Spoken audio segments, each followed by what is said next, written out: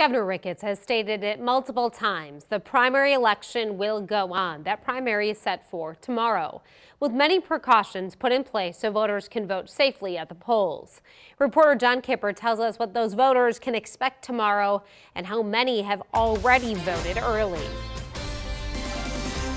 Tens of thousands of ballots were already being counted Monday morning in Douglas County, and they needed to start early because 2020 vote-by-mail numbers have been unprecedented for a primary. Statewide, just over 331,000 ballots were cast in the 2016 primary, around 296,000 were cast total in the 2018 primary, and before Election Day this year, around 354,000 ballots have been cast by mail statewide. So we're having a very strong turnout this year. In SARPY County, they've already gotten back around 28,000 ballots, which is more than the total vote in 2016 or 2018. In Douglas County, the record for primary turnout is 27%, set back in 2006.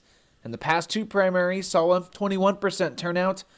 The predicted turnout this year, 35%. Get those early voting ballots in and prove me wrong, going the right way. But still, the polls are open Tuesday, with plenty that plan to still go out and vote.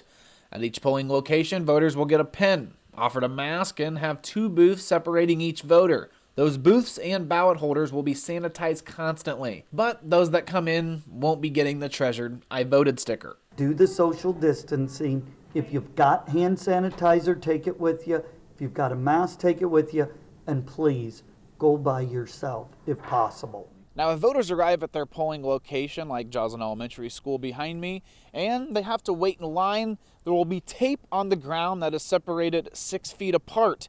Now, if that goes long enough, some voters might have to wait outside.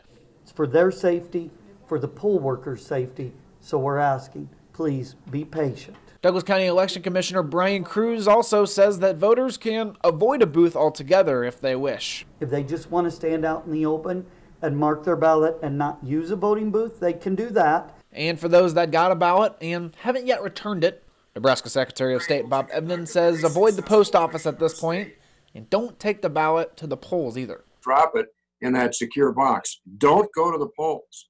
If you go to the polls, it's going to be a complicated problem. In Omaha, John Kipper, 3 News Now.